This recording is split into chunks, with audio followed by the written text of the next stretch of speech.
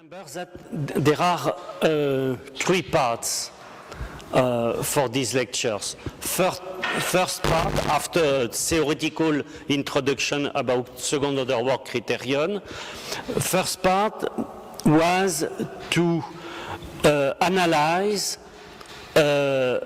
failure by considering second order work criterion with phenomenological elastoplastic relations. First part, phenomenological analysis.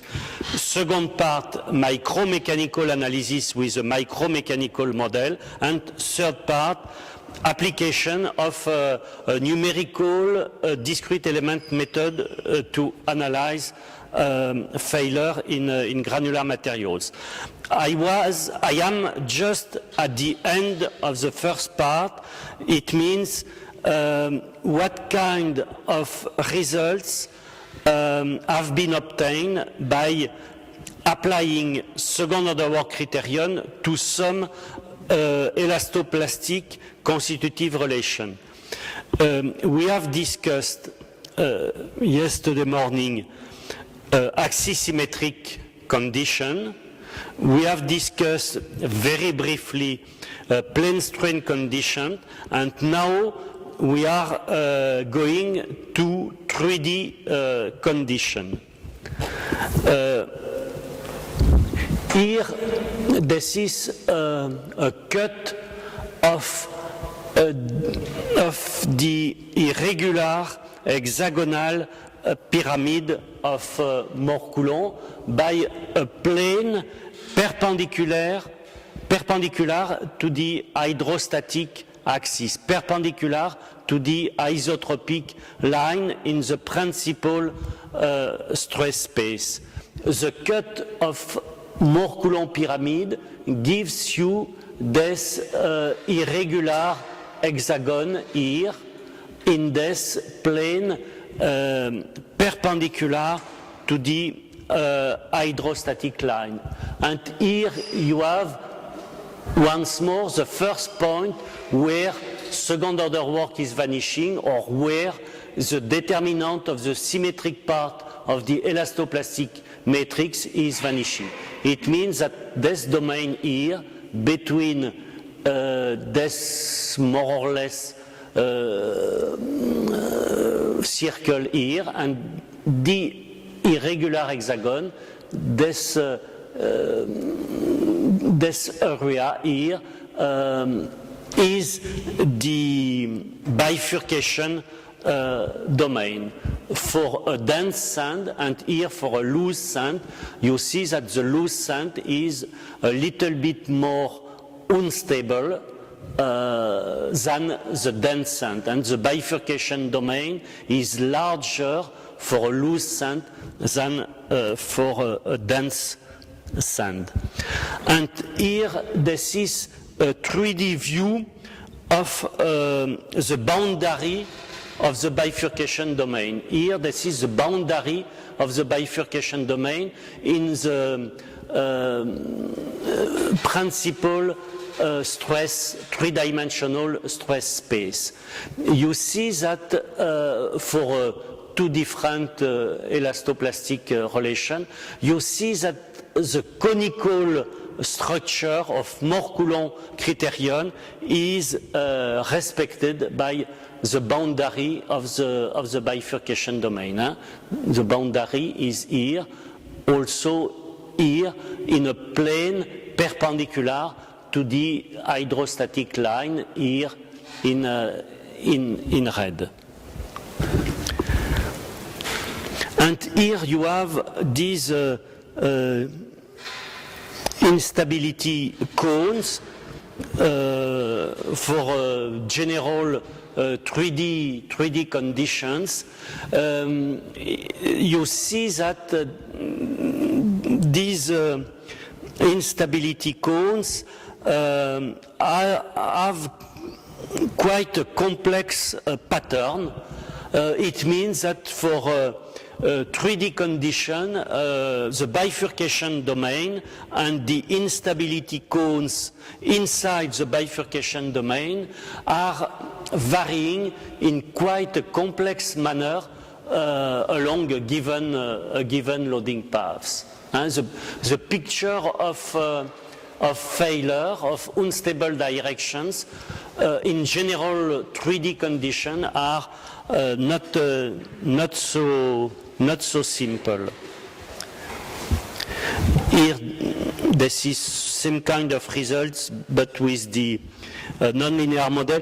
We were able to demonstrate that for 3D conditions, the instability cones are elliptical cones for incrementally piecewise linear elastoplastic relation.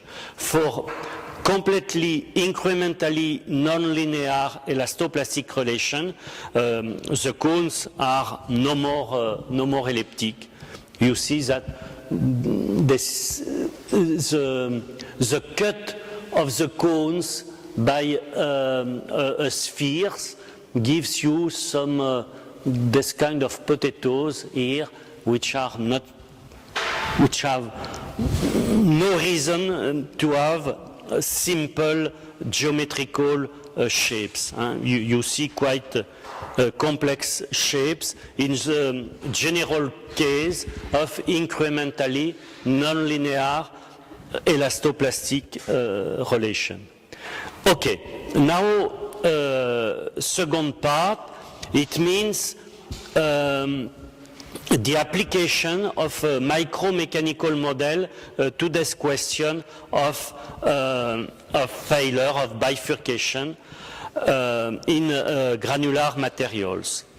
I think it is interesting to discuss this micromechanical model because in the future this kind of model will be more and more important. Today we have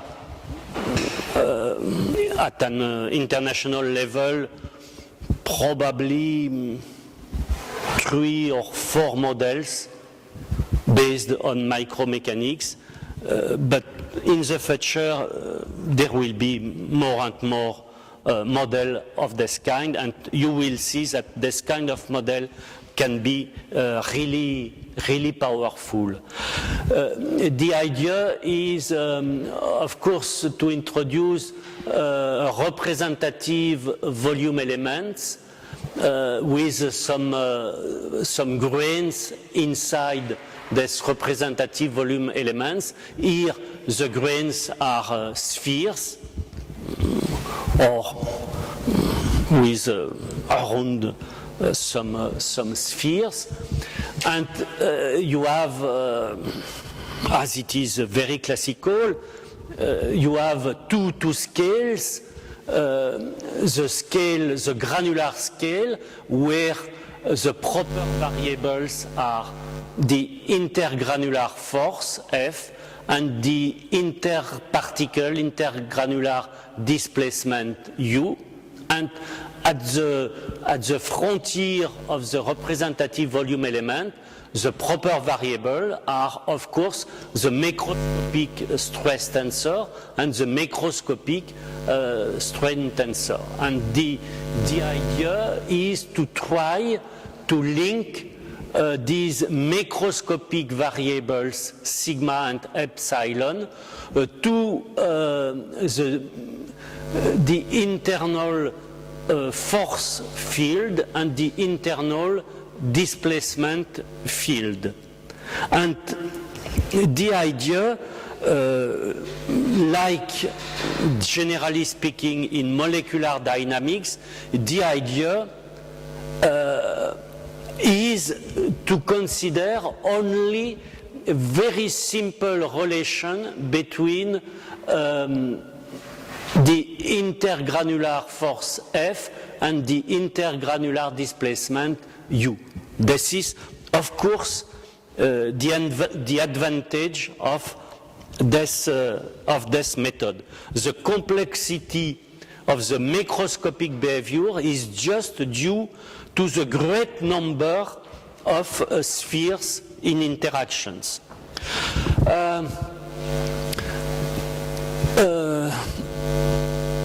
myself in Grenoble, François Nicot, in Grenoble.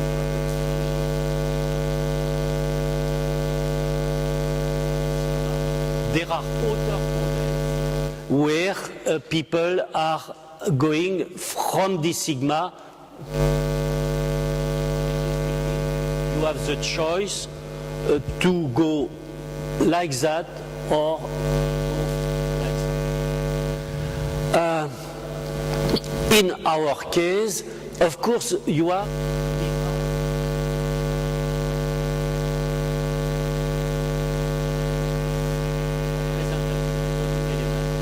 because you have some spheres. The description of the granular assembly is quite simple.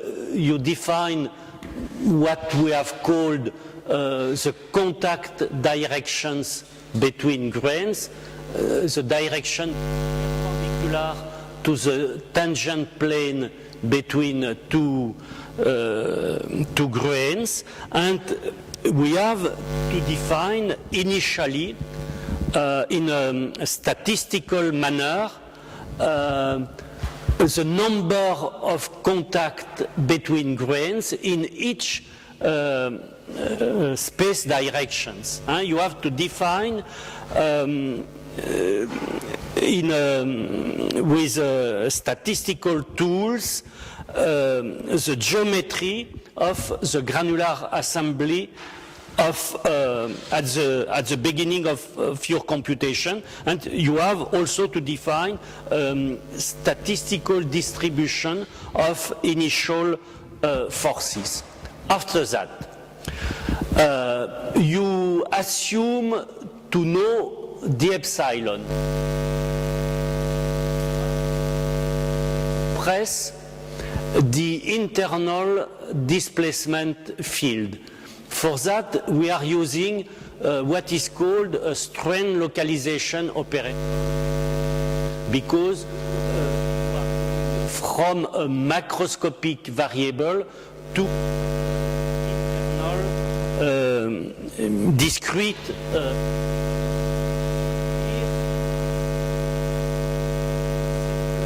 assumption, a fine assumption, which is not that's the thing.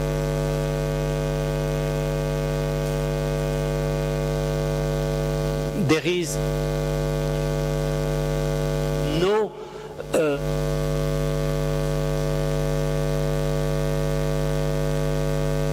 except use an intermediate scale, and maybe I will discuss that a little bit later on. Anyway, by considering some strain localization operator, this is the simplest one, the classical one, you are able to express du from the epsilon. Of course, this step here is the most difficult step, because you have not a unique solution, and you know the epsilon at the frontier of the representative volume element, and you want to express the internal displacement field. That's a difficult question.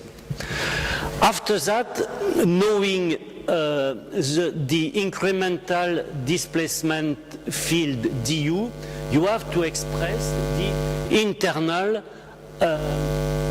incremental force field df by considering a local behavior, a local intermolecular behavior. This behavior is very simple. That's basic.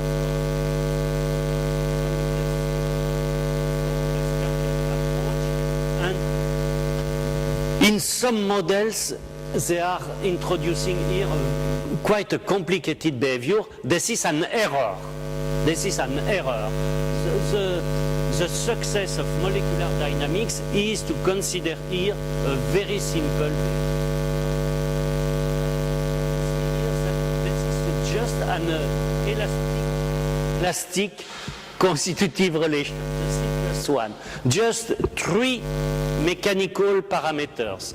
An elastic stiffness coefficient, Kn, normal direction, an elastic stiffness coefficient Kt in the tangential direction, and a friction angle, a dry friction angle.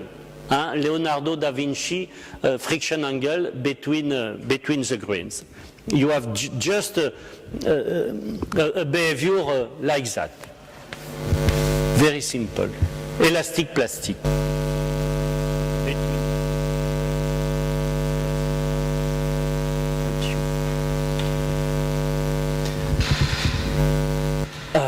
Here, this is just the expression of the incremental tangential force by considering this limit value given by dry friction.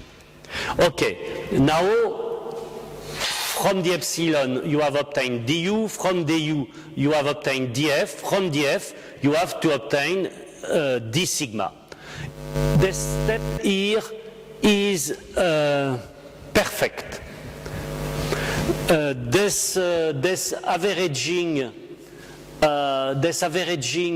operator here has been demonstrated by Love 1 century ago, and this relation has been obtained also by variational considerations. Don't ask me about variational approaches, but it has been properly demonstrated again a few years ago, and it has been verified very carefully with discrete element method. It works very well. Of course, here you have to differentiate this relation. You have to differentiate this relation by taking care on the fact that f is varying, n is varying, and you have to integrate with respect to the space direction. And finally, you see that you have now a macroscopic elastoplastic constitutive relation relating d epsilon to d sigma, and in this elastoplastic relation between d epsilon and d sigma, you have introduced a geometrical description of your granular assembly, but only 3 mechanical parameters. Have in mind that the phenomenological elastoplastic relation I have developed myself in Grenoble, and you have seen the results. The results are quite nice. This law is quite powerful. But in my own model, I have something like 15 parameters for simple behavior. And if I want to describe a cyclic behavior, I need 18 parameters. And it's the usual case for geomaterials, elastoplastic relations, powerful phenomenological elastoplastic relation have around 15 parameters. These parameters are difficult to calibrate. It costs a lot of money in practice to obtain these parameters. This is not a good solution to describe the behavior of a complex material like geomaterial. Here you see that you have only 3 mechanical parameters, very easy to determine, very easy to obtain, to measure.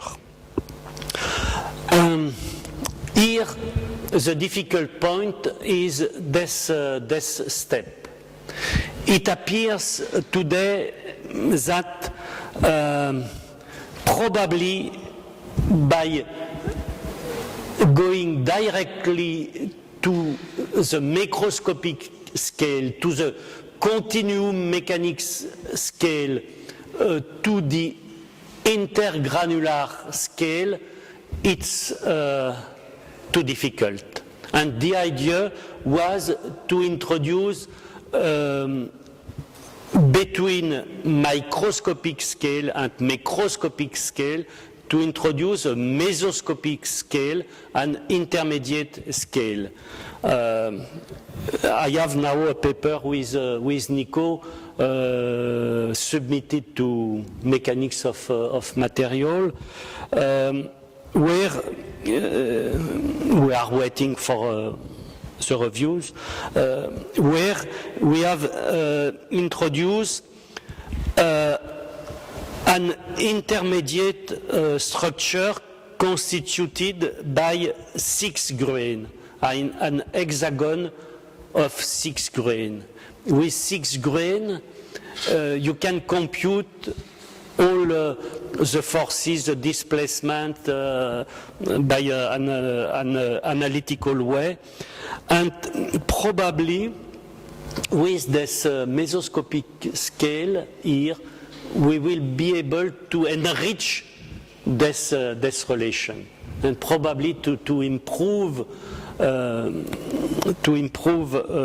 relation. But anyway, even with quite a simple micromechanical model, we are able, of course, to obtain a macroscopic Mohr-Coulomb failure criterion, to obtain a dilatant behavior, to obtain plastic strains, to obtain quite a complex behavior. Do you have any question about the micromechanical model? Because now we will see some applications of this model in relation with second order work criterion. Yeah. I have just a question about the axiom and the sign. You assume something like this. So is that compatible with the displacement field, or it is neglected, the problem of compatibility? This is a local reasoning. Your representative volume element is a material point from a continuum mechanics point of view. This is just a material point. It means as previously with the phenomenological elastoplastic relation, by considering some stress state, or here some strain state, for axis symmetric condition, and check the sign of second order work in each strain direction. And the results are here. This is a polar representation of second order work. It means that in this is a stress plane for axis symmetric condition. Here this is a stress state, and in each stress direction you plug the value of second order work as the length of this vector in this stress direction, for example, and you plug the directional variation of second order work with respect to stress direction in this polar diagram for different stress levels. You see that the stress level is the deviatoric stress level is quite low, Q sigma 1 minus sigma 3 divided by P, the mean pressure, sigma 1 plus 2 sigma 3 divided by 3. You see that you are more or less close to the hydrostatic line.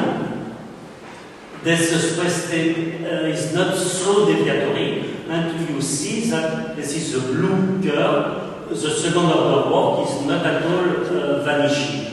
then the deviatory stress level is increased here with the green curve, and you see that the second order work is almost vanishing in this direction, and here this is the stress level at the boundary of the bifurcation domain, where the second order work is vanishing first in this stress direction here. When a polar curve, polar diagram is passing through the origin, it means that the scalar variable is equal to 0. And you have here a comparison between the micromechanical model, which is called the micro-directional model, and the elastoplastic, the phenomenological elastoplastic model I have just discussed previously at the front of you. You see that you have quite a nice qualitative agreement, not a quantitative agreement, of course, but a nice qualitative agreement. It means that with this micromechanical model, we are able to describe this kind of bifurcations. And what is interesting now with the micromechanical model, not only the fact that there are few mechanical parameters inside a micromechanical model, but what is very interesting is the fact that now you can go to the grain scale and see at the grain scale why the second order work is vanishing. Because in a micromechanical description, you know what happens at the grain scale. And with this particular model, it appears that the second order work can be decomposed into three terms. A local second order work, I will discuss that just now. A term which is linked to the change in the volume of the representative volume element, and a term which is linked to the change in the fabric. It means creation or losses of contacts. It appears that both these terms here are not so important, and the first one is the most important. The first one is very interesting. It has been called the local second order work because you see that this is the discrete second order work which appears here. df scalar du. df scalar du, this is exactly the expression of local second order work between two gluons at the contact point.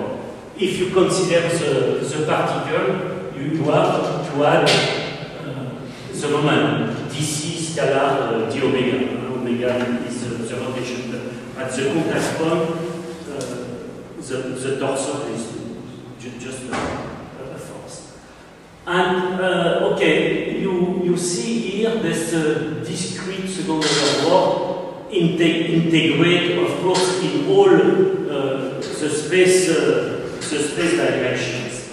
And it was possible in an analytical manner to obtain the conditions where the local, the discrete second order work between two grains is vanishing. The results are not so simple because we are in a general 3D condition.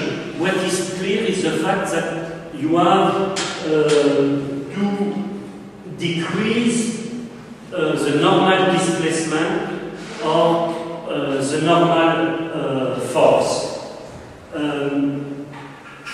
You have seen that the cones with previous phenomenological analysis, the cones are directed towards the origin of the stress plane or the three-dimensional stress space.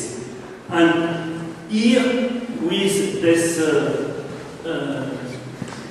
negative value of the normal displacement or the normal force, and you remember that both are proportional, just linked by an elastic normal stiffness coefficient, you see that also between two grains, the equivalent of the cones are also directed towards the origin with negative value of the incremental displacement.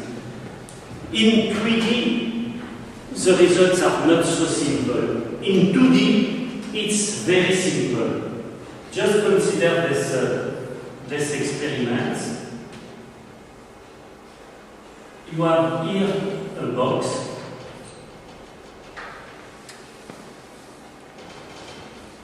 You put here some mass in order that you are just at the limit equilibrium for the box on the table. And you see that if you apply now a small force dF like that, because you decrease the normal components, if you stay, of course, if you just decrease like that, your box will slide like that, and you will have du scalar df equal to 0. But you can even have a small force like that and have a displacement like that. And in this situation, df scalar du is of course strictly negative. Huh? It means that in 2D conditions, that's easy to perform an experiment with negative value of the discrete second order work. Jean Mandel, the French father of mechanics, French people told me that Jean Mandel, with this kind of experiment, was explaining that a peasant with a pig,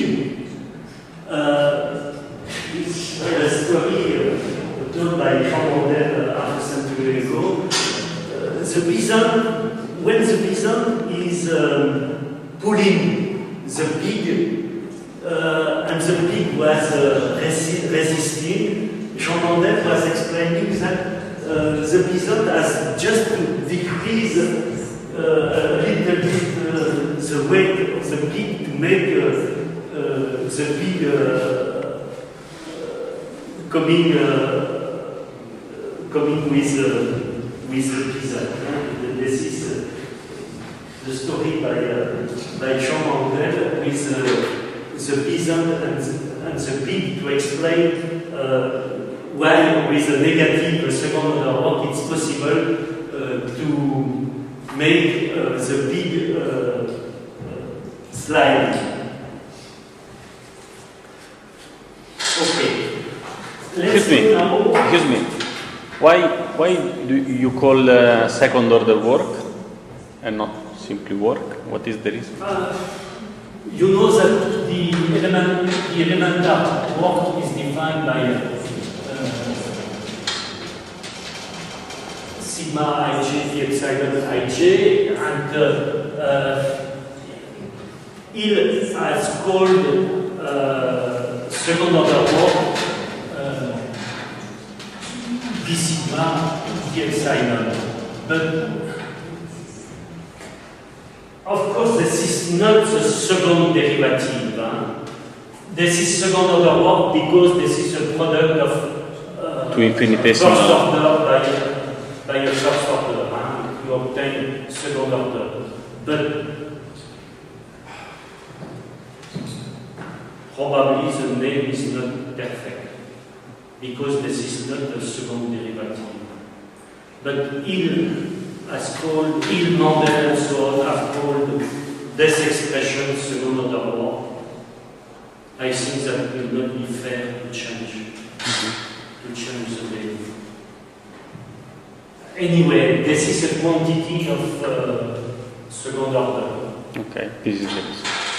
But from a mathematical point of view, this is not a second derivative of the energy.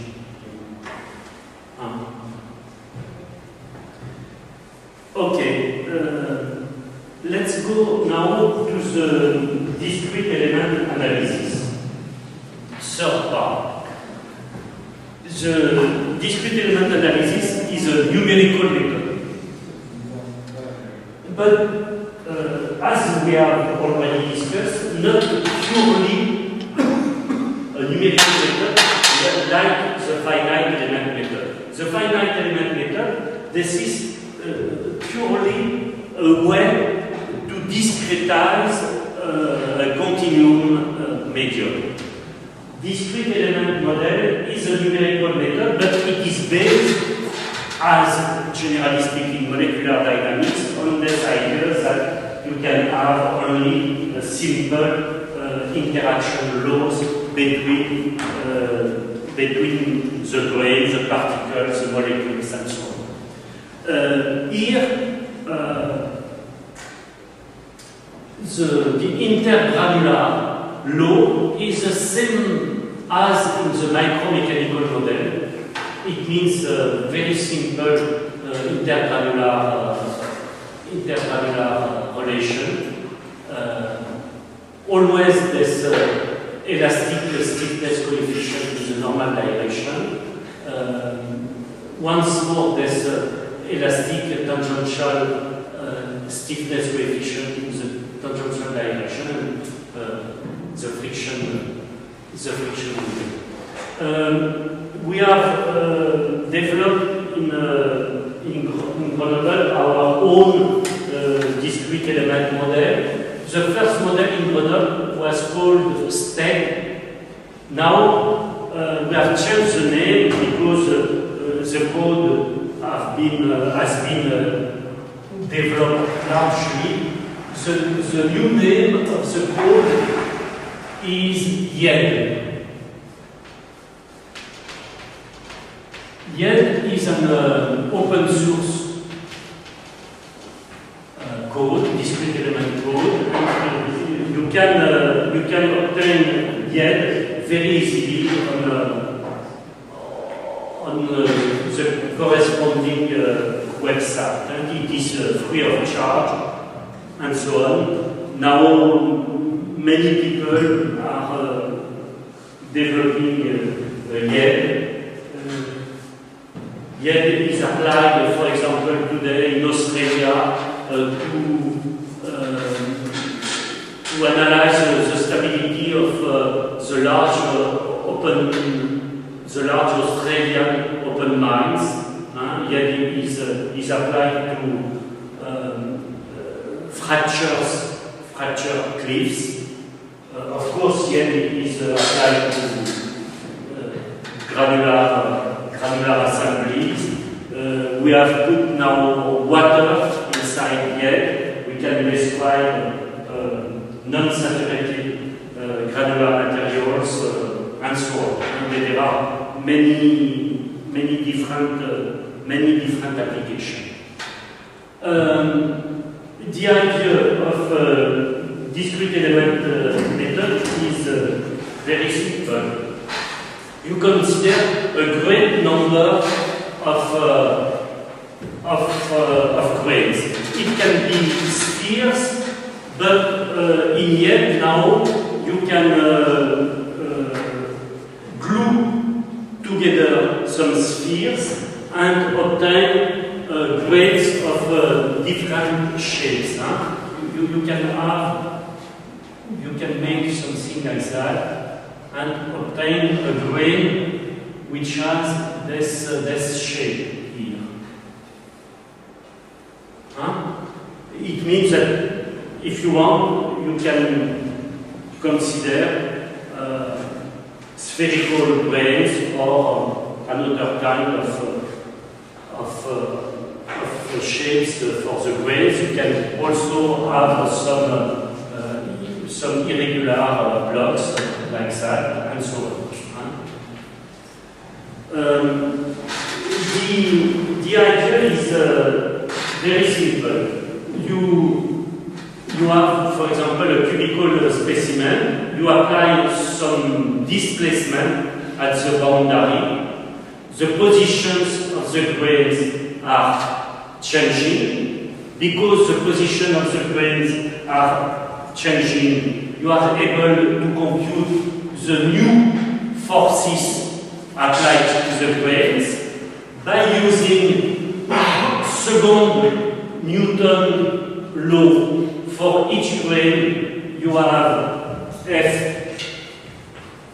equal to m multiplied by the acceleration. You know the displacement. You deduce F, the force, by considering this local interaction law. Knowing F, you compute gamma, the acceleration. You integrate 2 times gamma. You obtain displacement, new position, new force, and so on. Displacement, acceleration, displacement, forces, new forces, acceleration, integration, speed, velocity, displacement, and so on.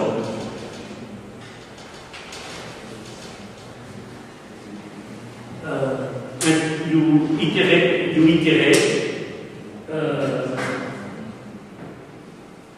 until you obtain the equilibrium. It means no more grains moving inside your sample.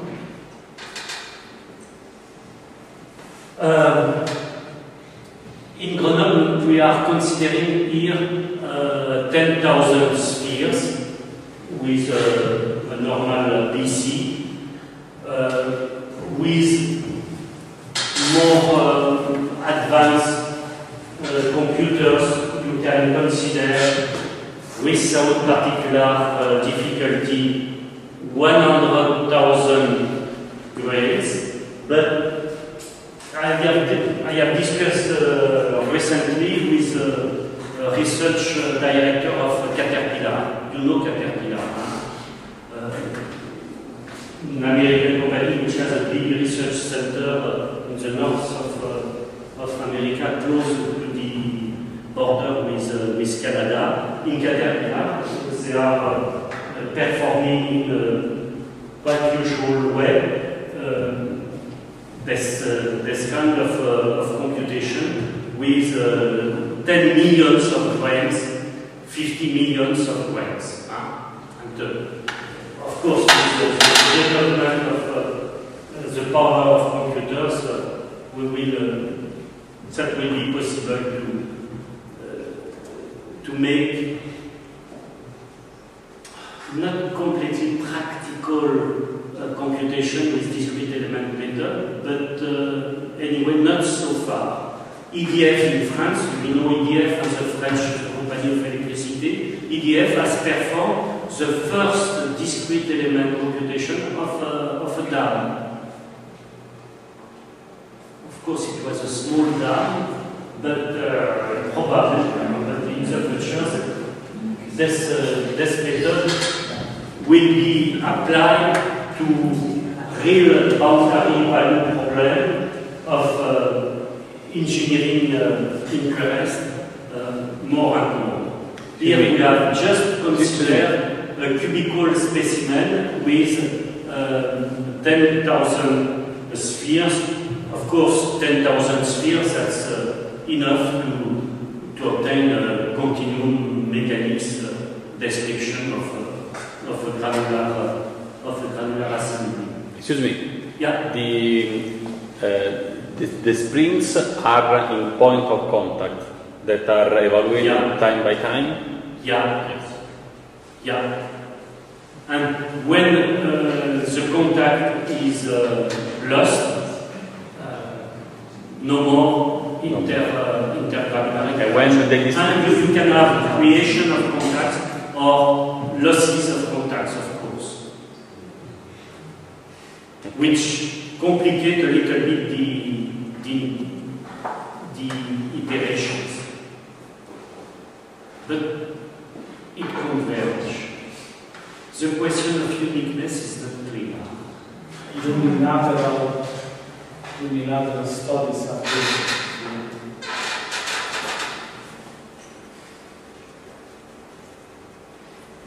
Why the uniqueness But is not it works. And Jean-Jacques Moreau in Montpellier, with a completely different numerical method, by considering convex mathematical analysis, Jean-Jacques Moreau in Montpellier has developed his own code with no more spring, just rigid particle. With this method, it's impossible to consider rigid particle. It will not obtain convergence of your iteration. This is a good signal. This is a good feature of your model. That it is not converging for rigid particle. Because with rigid particles you don't have well-defined stress. Okay. And if you have contact between rigid particles, it is a very good signal that your code is not convergent. Okay. And you have not well-composed problems. Okay. Jean-Jacques Jean-Jacques Moreau with another method, rigid particle, convex analysis, and only dry friction coefficient was also able to perform this kind of computation with 10,000 spheres. But of course, this code, this method, this discrete element method is perfect if you have not grains with too large relative motions. But with the Jean-Jacques Moreau method with the rigid grains is not good, for example, for an ionometric compression or an isotropic compression. It's very bad with rigid grain. The granular assembly is immediately blocked and so on. But Jean-Jacques Moreau code is perfect, for example, to simulate a seismic event on a Greek column. You have a Greek monument. You have a column like that.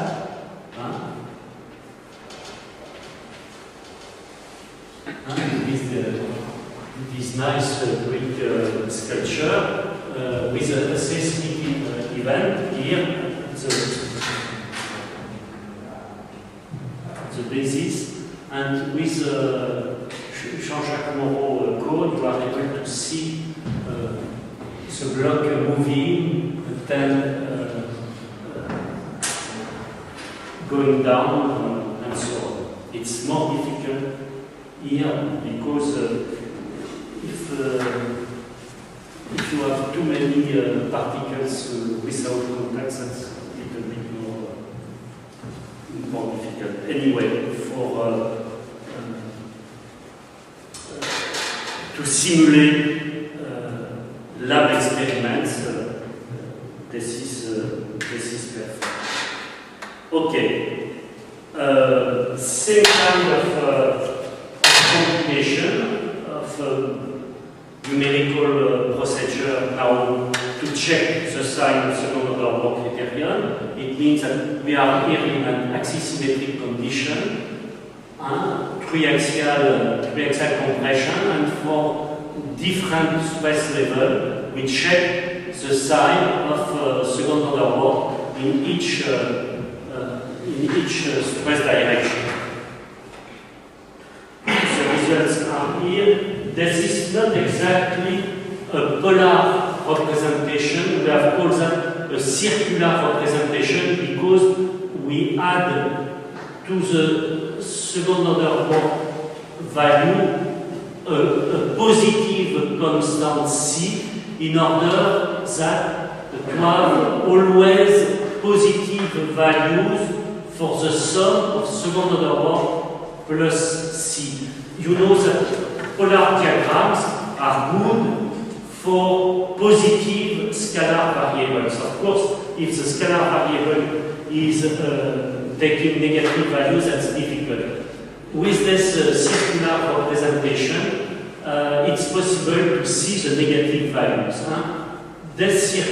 On this circle here, the second order Bohr is vanishing, taking negative values inside and positive values outside.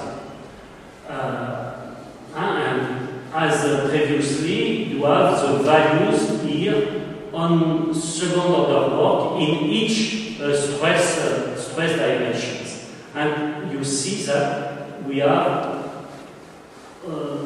once more again these cones of unstable direction here. And also in a very nice qualitative agreement with the previous instability cones obtained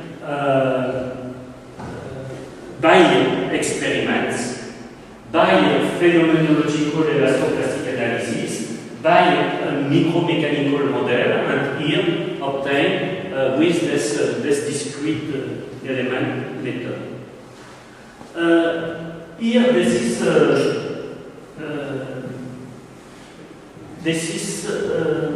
we have tried to compare quantitatively phenomenological elastoplastic relation and discrete element model with respect to these bifurcations. It means that we have calibrated the phenomenological incrementally nonlinear constitutive relation on numerical triaxial compressions. By considering this cubical specimen, we apply in lab test some triaxial compression, and having obtained these numerical behavior of this cubical specimen for direct triaxial compression, we were able to calibrate the phenomenological constitutive relation on this numerical behavior. It means that we have now a phenomenological elastoplastic relation for this cubical specimen, for this virtual numerical cubical specimen, and we can compare in a quantitative way the frontier, the border of the bifurcation domain, and the instability codes given by the phenomenological elastoplastic relation and given by the discrete element model. Here we are always in an axisymmetric condition.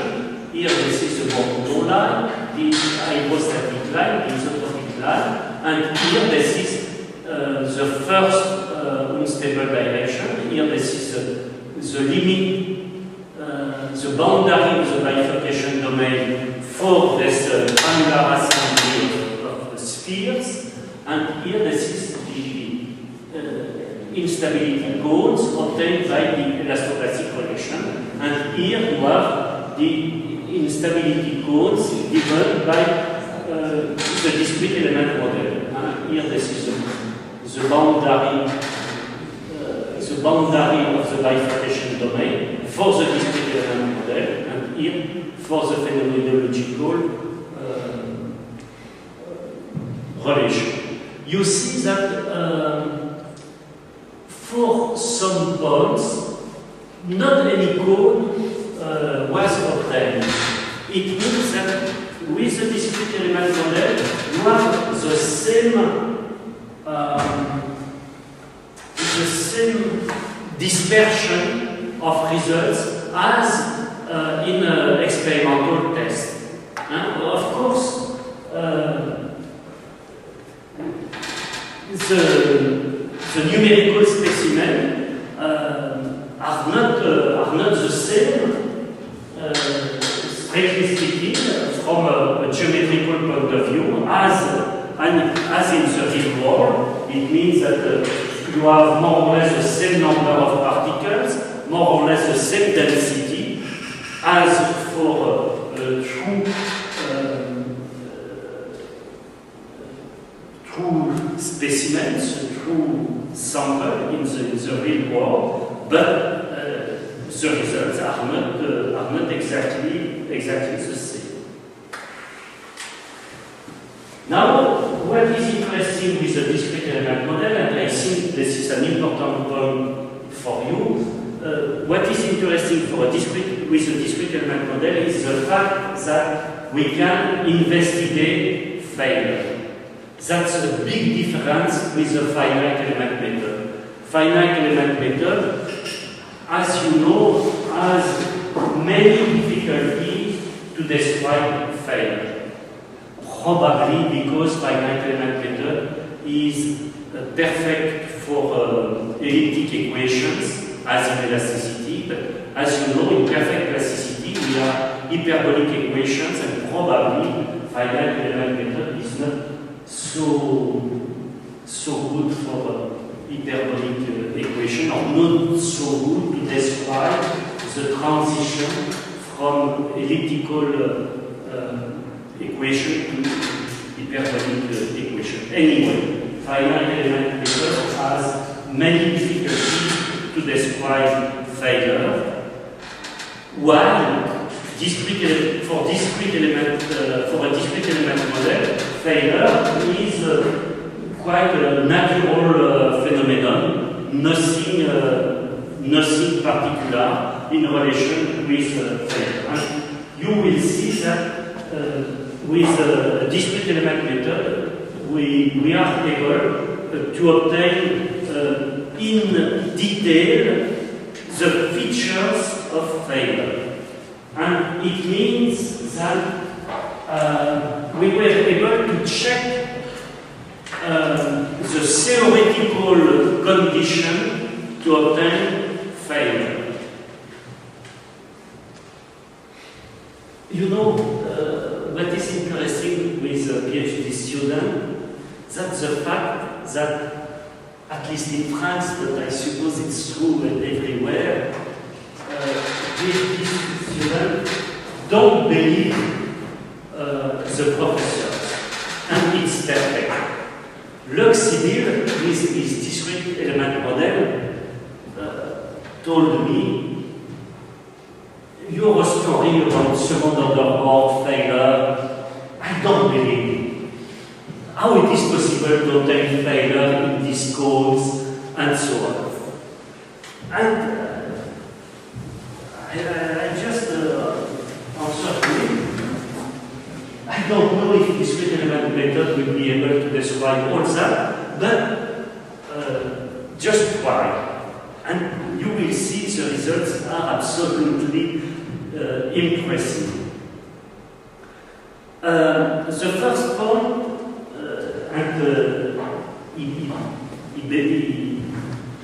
it was his first computation in relation with second order law, was to check this question of control parameters.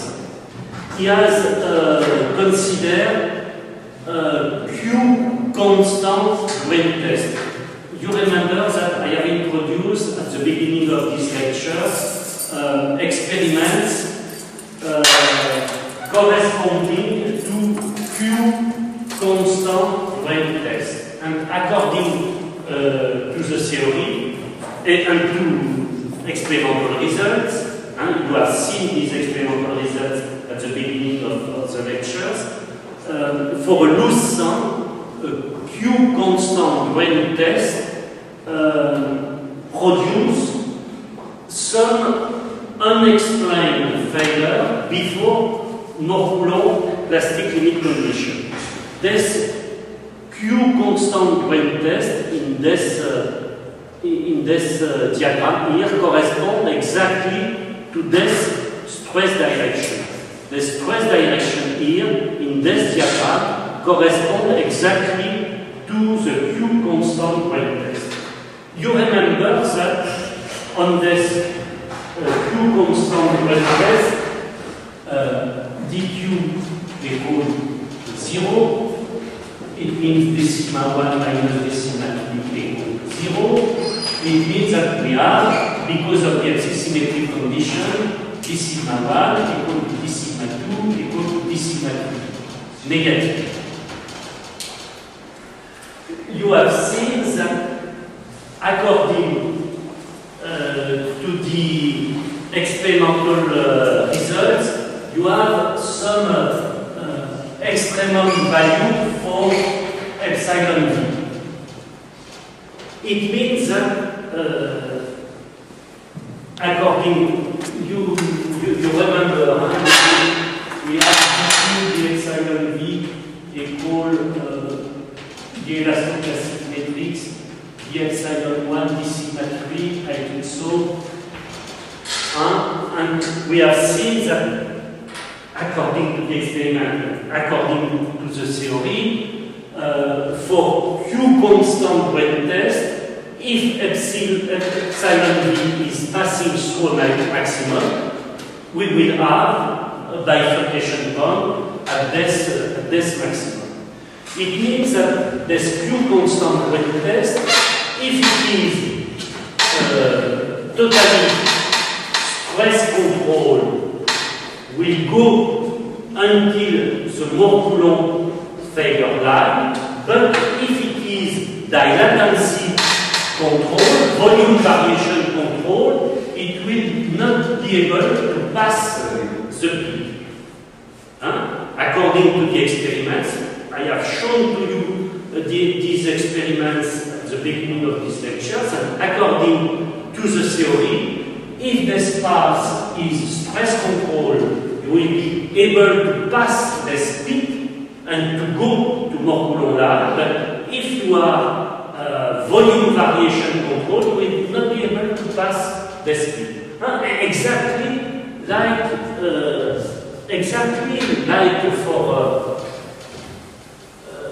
for a grain triaxial compression,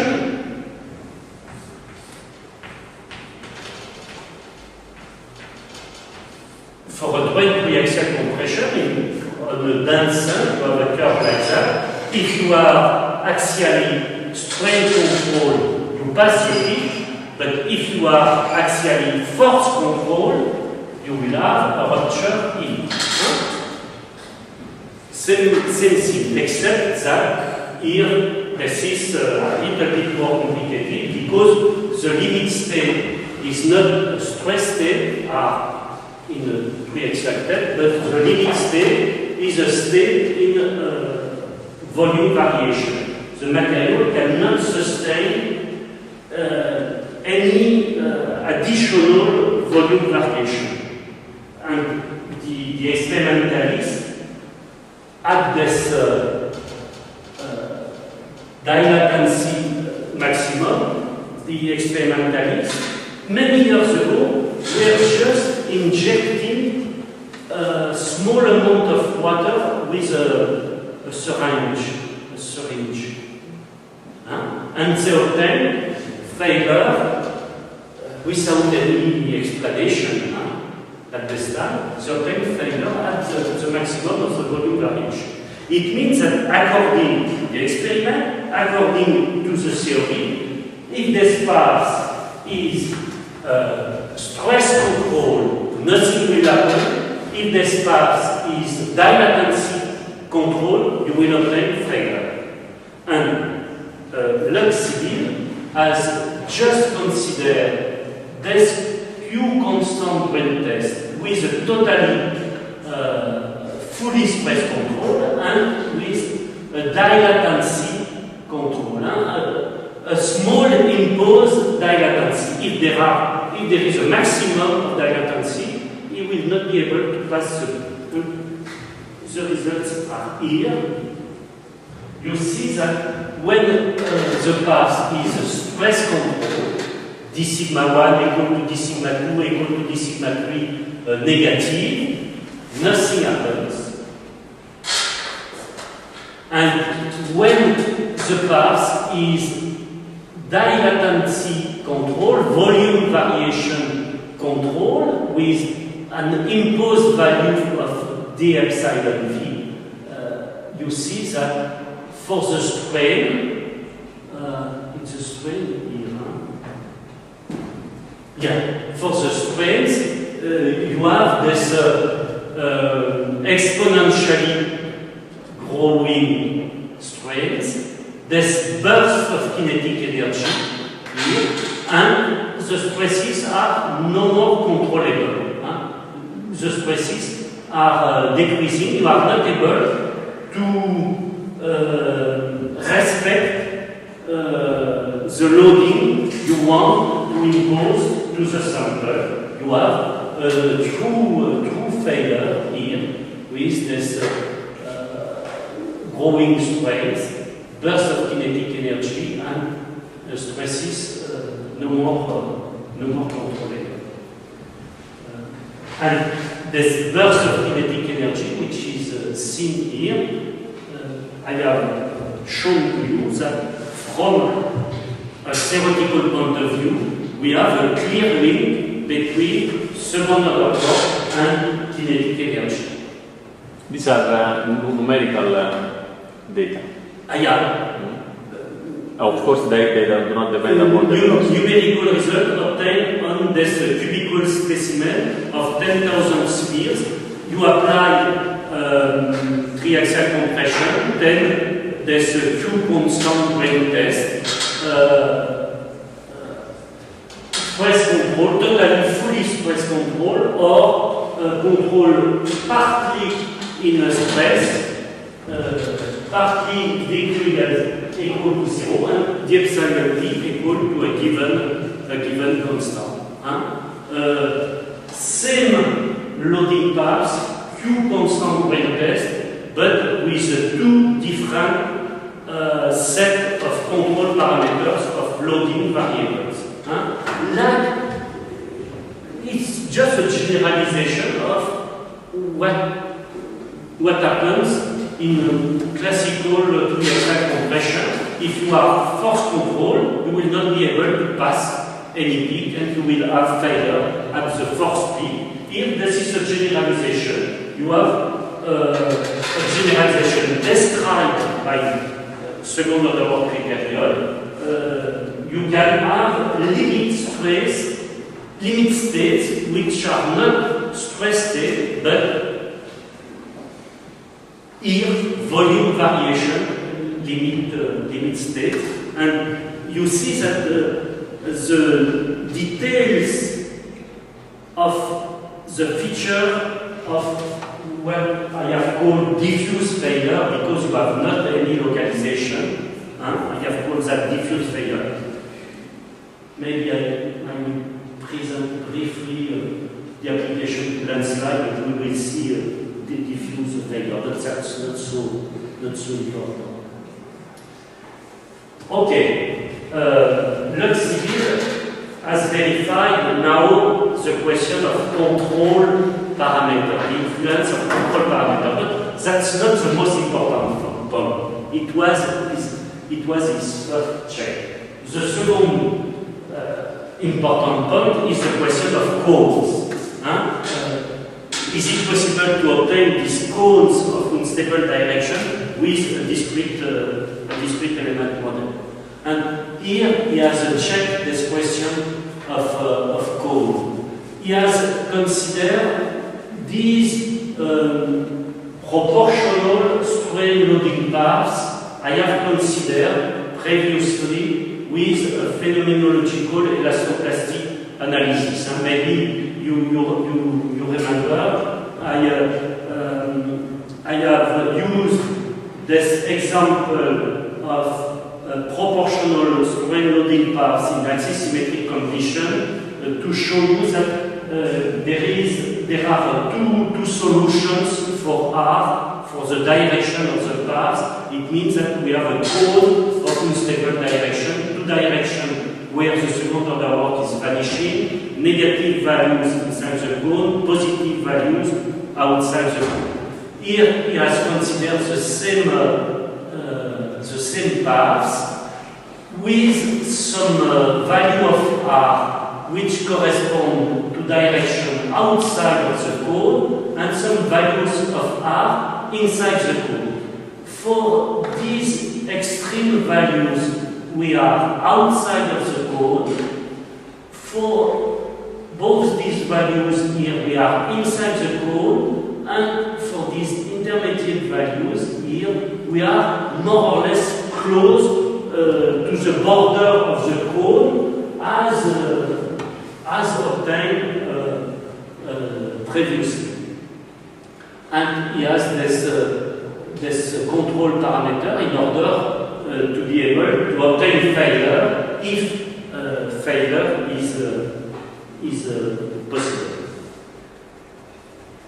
Okay, the results are here. For this extreme value, blue and orange, you are outside of the cones. You see that orange and blue are here. Nothing happens. Black and red, you are clearly inside the cone. You see that you have these large values of the strains and no more controllable stresses.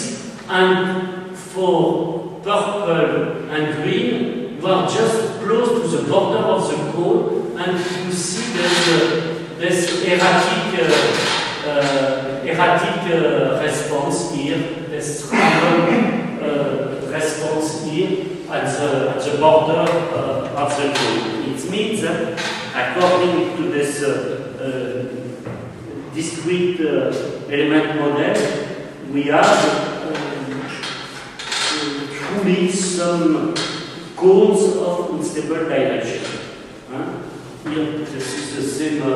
Here you have the strains, large values of the strains for black and red, nothing outside of the cone, and some intermediate variation close to the border of the cone.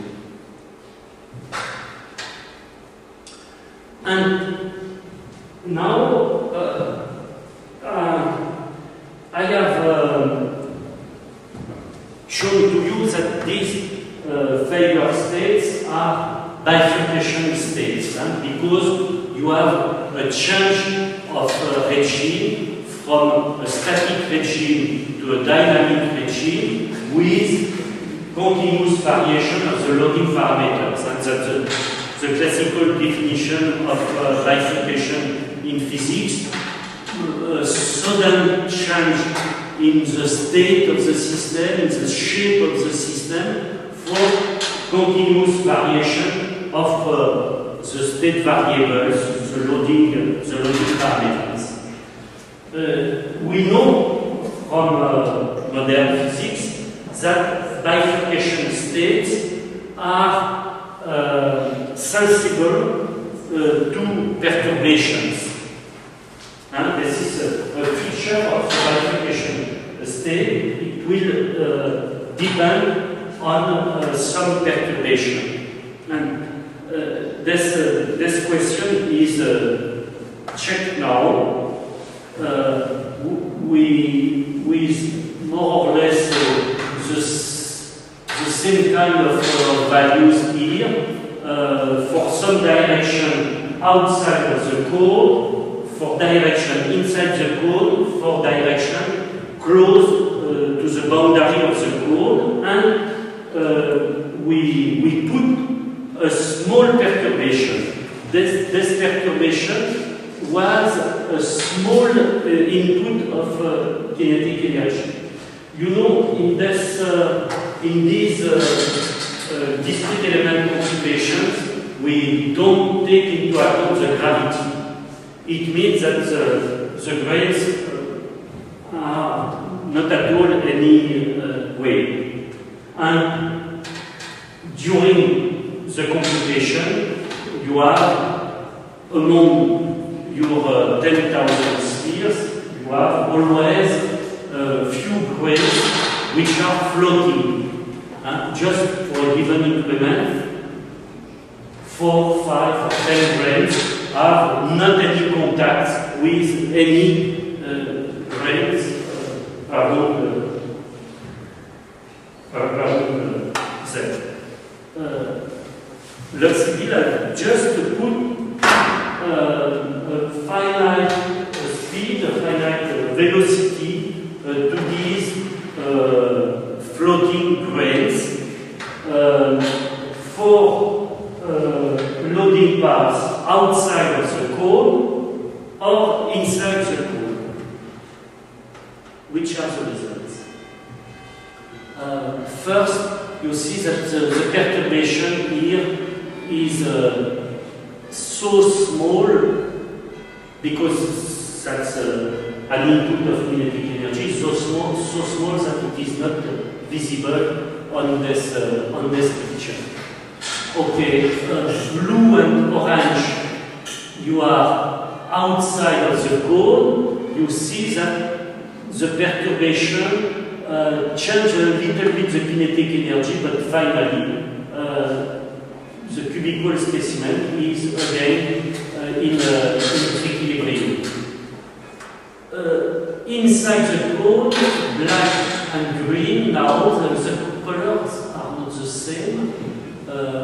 Black and green, you see there's burst of kinetic energy here, and the stresses are no more controllable. And close to the boundary of the code, these intermediate values here, you have this peak of kinetic energy, but finally we reach again an equilibrium state. Here, no more any equilibrium state was reached. The cubical specimen was really failing. Okay? We have not the solution. Here you have the conclusion.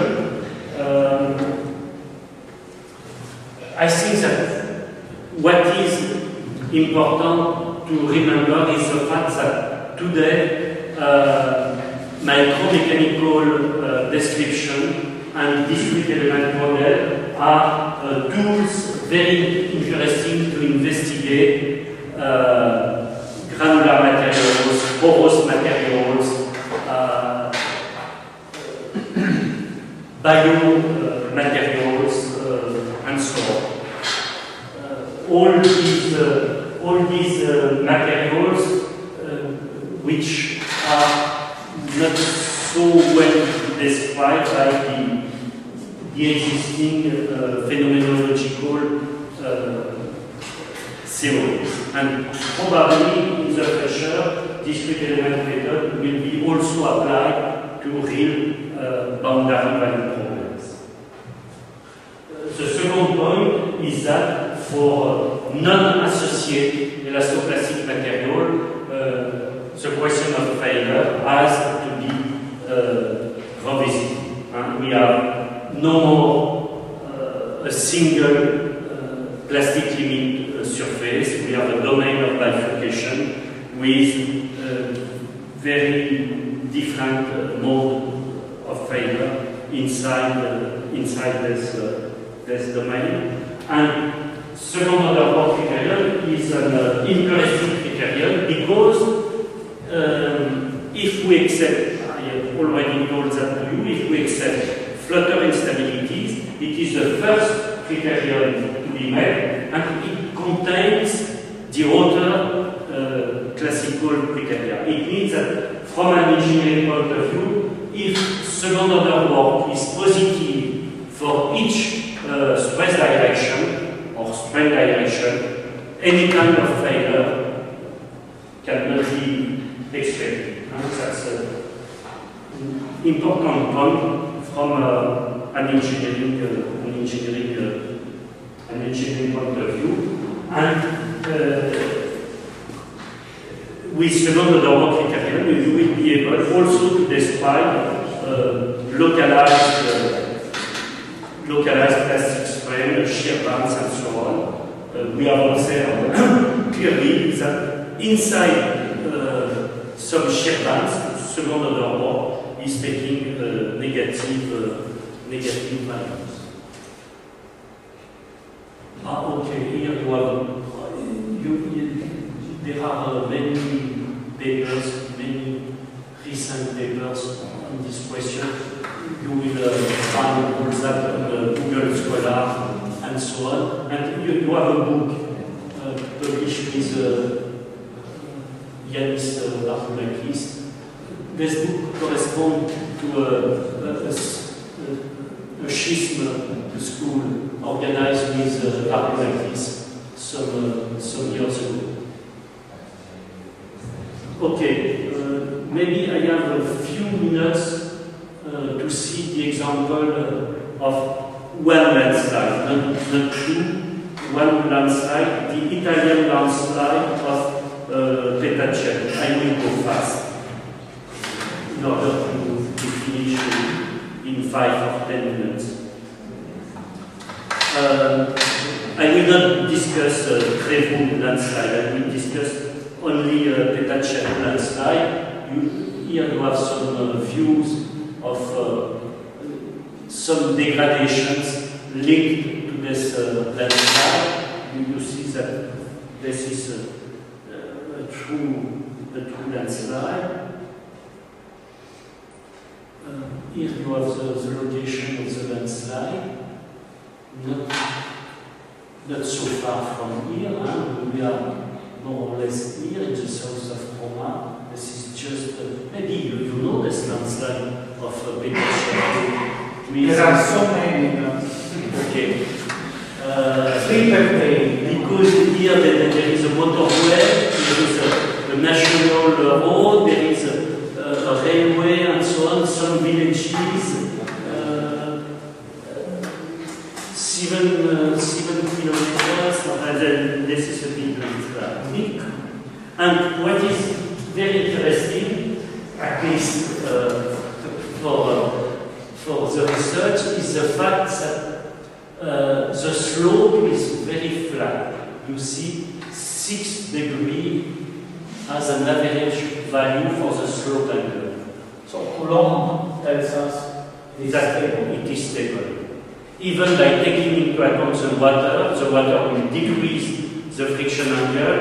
Maybe you can have a friction angle of 20 degrees, but 6 degrees, it's impossible. I just want to tell you a story. I have been called by the chapter of the American Society of Civil Engineers in Ohio, close to Cincinnati, in the States, to see a landslide. This landslide has destroyed 8 very big American houses just during their construction. Some houses were just finished, the other were just at the beginning of the construction. It means that the cost was terrible. Huh? 8 very big American and very luxurious American houses, the cost is terrible. That's the reason why there has been some disputes and so on. And perfectly performed. The best American companies working in soil mechanics have been asked, and so on. I have seen the final report. This landslide has a slope of 14 degrees, not 6 degrees, 14 degrees. In conclusion of this report, it was written that according to all the existing method, it was impossible to explain this landslide. By measuring, and it was a conclusion of the report, by measuring the friction angle of the soil with pre-axial test, shear test, with ring, with torsional apparatus and so on, the friction angle was not so. I don't remember exactly the friction angle, something like not so high, 27, 28, something like that. And the report concludes that, okay, we can make some errors about the friction angle, but not by taking into account the water, they arrive to 24 degrees. By taking into account the influence of saturation of water. The conclusion was it is impossible to make an error of 10 degrees about the friction angle. And okay, the existing methods are not able to consider this kind of frame. We are using in Grenoble finite element code developed by Liège University in Belgium. Here, this is the plastic limit condition. Here, this is the hardening variable. If you want to obtain these cones of unstable direction, two ingredients, that's very clear today, two ingredients are necessary. First, to have a non-associated elastoplastic behavior. You have that in mind. F, the yield surface has to be different from the plastic potential. And second, to have hardening parameters. Of course, if you are elastic until the failure, you will never have negative values of second order work in an elastic domain. You need hardening parameters. This very simple elastoplastic correlation, PLASSOL, implemented in this finite element code developed by Liège University, is non-associated and has hardening parameters. Here, this is the hardening parameters. Here, this is a very simple elastoplastic relation. You have a few parameters. You see here that this is the calibration of this elastoplastic model. Here, this is the experimental results. Here, the results given by the calibration of this elastoplastic model. Calibration with in situ or lab? Lab test. Here, this is pre-axial lab test. You see that this model is very simple. It means that the calibration is not perfect, but that's not so important.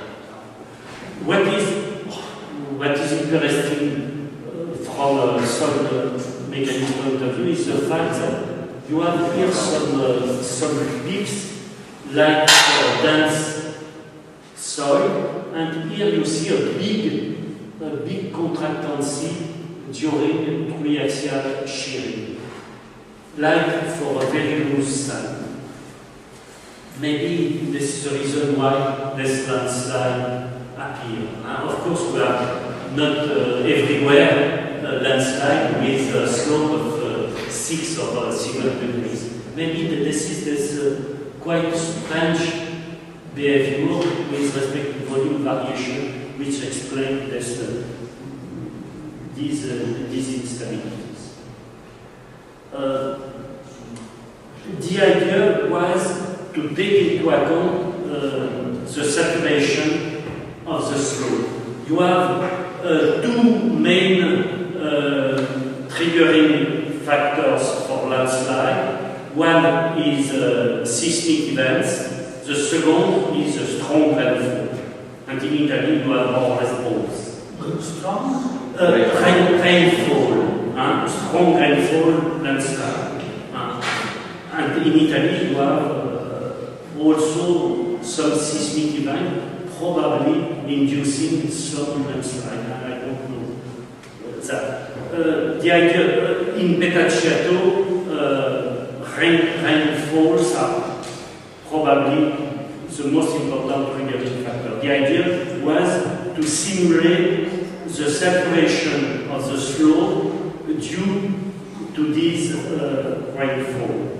And for that, we have to take into account the behavior of insaturated soil. I will not discuss that. You have all the ingredients for modeling with a phenomenological model and unsaturated soil. Okay. According to the theory, if you consider a material point, and until now I have considered only material point or representative volume element,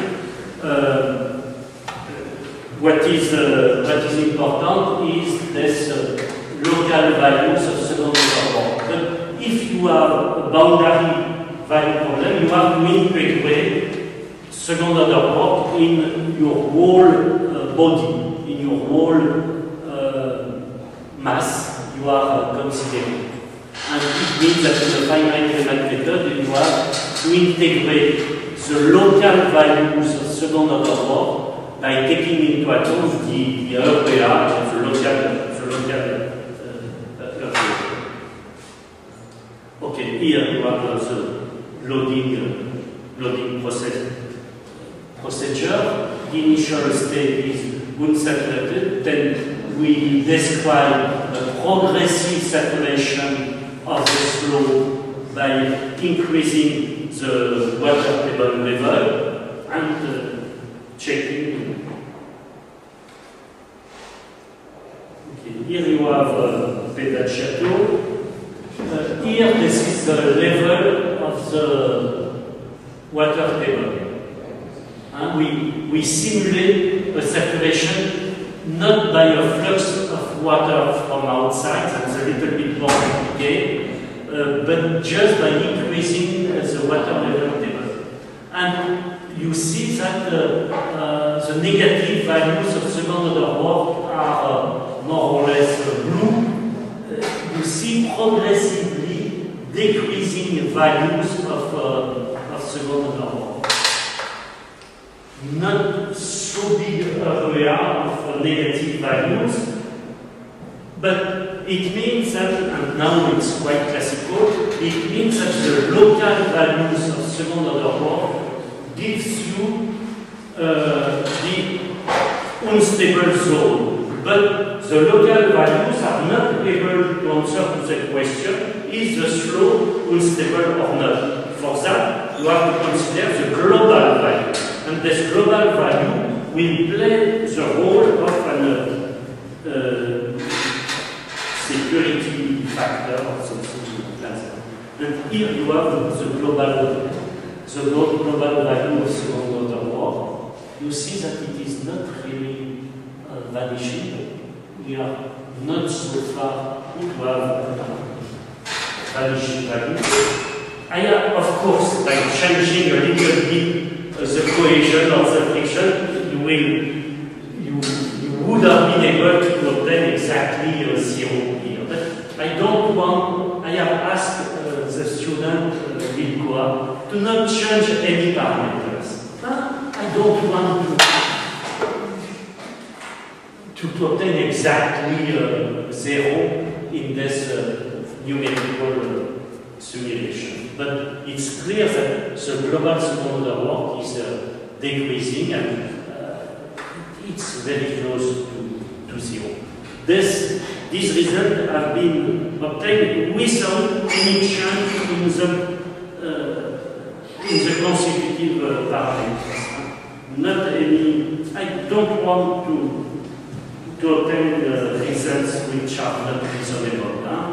It's not reasonable with such a calibration, and we have seen that the calibration is more or less approximate.